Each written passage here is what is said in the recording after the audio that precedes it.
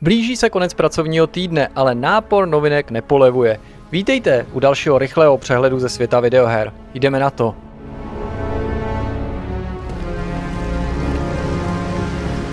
Začínáme ve světě.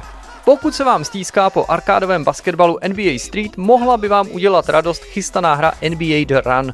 Míří na PC i konzole a pracují na ní někteří bývalí vývojáři z EA. Novinka od týmu Play by Play Studios slibuje rychlou basketbalovou hru 3v3, v níž můžeme vzít své oblíbené hvězdy NBA na ikonická streetballová hřiště po celém světě. Do online multiplayeru se budete moci pustit sami i s kamarády.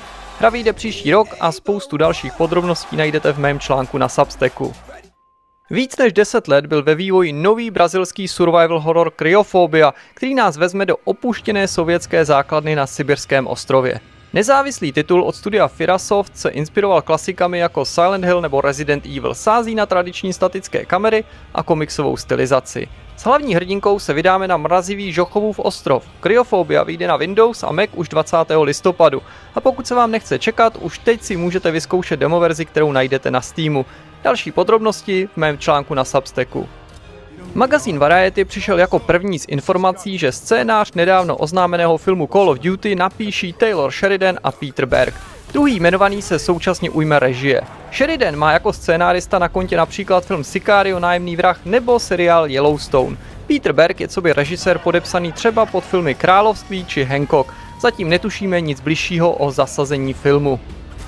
Zdá se, že další obětí propouštění a úspor v Amazonu bude chystané MMO ze světa Pána prstenů. Naznačil to příspěvek vývojářky Ashley Emrin na LinkedIn.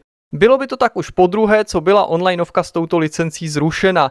Na předchozí rovněž zrušené verzi Amazon spolupracoval s čínskou firmou Leiyu v letech 2019 až 2021. Nový projekt byl oznámen v roce 2023. Nespokojení fanoušci New World zase vyjadřují svou frustraci nad ukončením podpory negativními hodnoceními na Steamu. Za posledních 30 dní tu hru doporučuje jen 35% uživatelů. Na platformě Change.org se mezitím rozjela petice za záchranu hry. Svůj podpis už pod ní připojilo přes 20 000 lidí.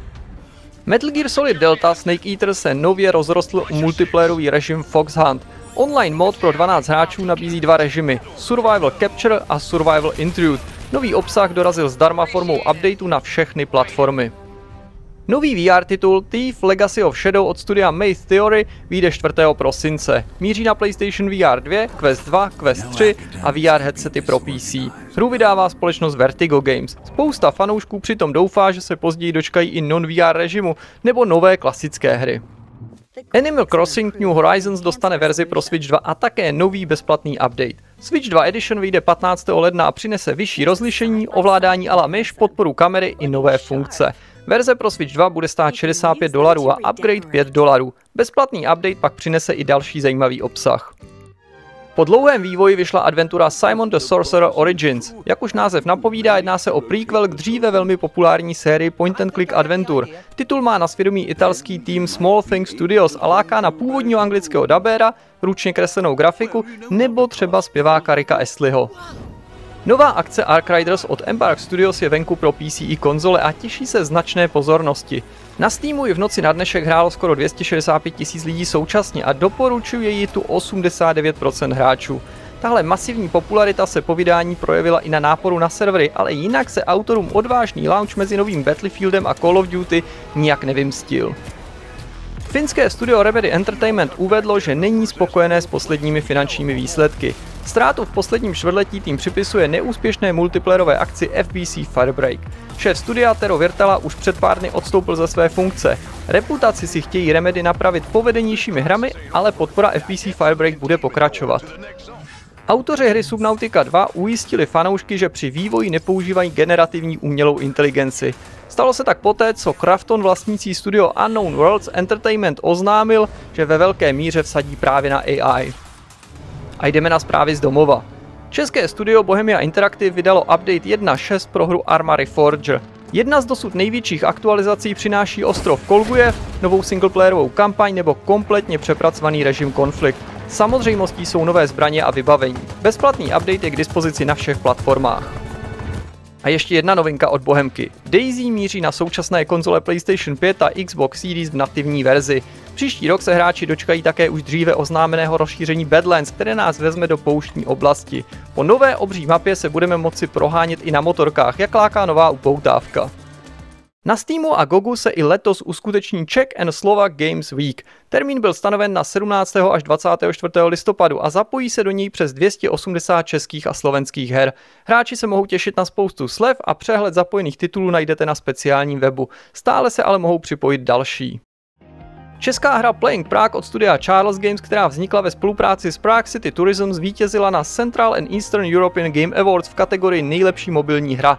Bezplatný titul už si stáhlo téměř 80 000 lidí a brzy se dočká rozšíření, které představí další úrovně, místa a čtvrti. Rozšíření vyjde příští rok.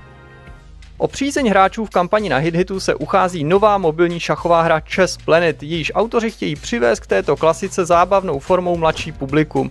Tým si přeje vybrat 250 000 korun a do konce kampaně zbývá 35 dní. Chess Planet sází na učení šachů zábavnou a hravou formou a nabídne i fyzickou verzi. Máme k dispozici první screenshoty z oficiální české verze vylepšené Siberie. Modernizovaná edice vychází 6. listopadu na PC i konzolích a hned od počátku nabídne češtinu na všech platformách. O titulky se postaral překladatel původní Siberie Petr Ticháček. Díky tomu je zachována kontinuita s původním překladem, i když o zcela identický překlad nepůjde. S důrazem na udržení co nejvyšší kvality byl text po více než 20 letech pečlivě revidován a citlivě upraven tam, kde to jeho autor s odstupem času považoval za vhodné. A to je pro dnešek všechno. Pokud se vám tenhle obsah líbí, zvažte jeho předplatné na Substacku, které přináší i další materiály. Podpoříte tím nezávislou žurnalistiku.